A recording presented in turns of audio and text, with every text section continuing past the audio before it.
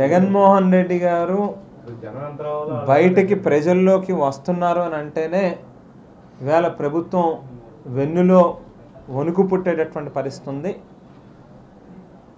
చంద్రబాబు నాయుడు గారు కానీ, ఇదే పవన్ కళ్యాణ్ గారు కానీ, లేకపోతే బీజేపీ నాయకులు కానీ ఎక్కడికైనా వెళ్తే కనీసం పట్టుమని 100 మంది కూడా ఎక్కడా కనిపిస్తూ ఉన్నటువంటి పరిస్థితి లేదు.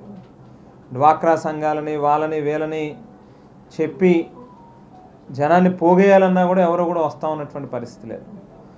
జగన్మోహన్ రెడ్డి గారికి స్వచ్ఛందంగా వేళ ఎక్కడ ఎవరికి మేమేమి డబ్బులు ఇస్తామని అనట్లే, లేక ఏదో ట్రాన్స్పోర్ట్ పెడతామని చెప్పని కూడా అనట్లే.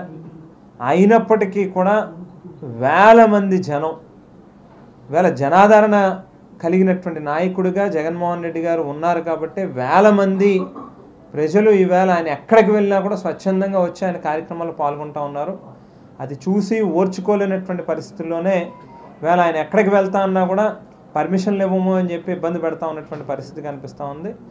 బట్ ఖచ్చితంగా ఏదో అరచేతితో సూర్యుడిని ఆపలేము అనేటువంటి విధానంలో మీ తాలూకా వింత పోకళ్ళు, లేకపోతే ఊరికినే ఏదో అరికట్టాలి, మమ్మల్ని ఎక్కడో ఆప్ చేయాలి అని అంటే మాత్రం అది మీ తరం కాదు. ఖచ్చితంగా ఈవేళ ప్రజల్లో తిరుగుబాటు అనేటువంటిది మొదలైనప్పుడు మీరు కాదు కదా, ఎవరో కూడా ప్రజల యొక్క నిర్ణయానికి ఎదురు వెళ్ళలేరు అనేటువంటిది మాత్రం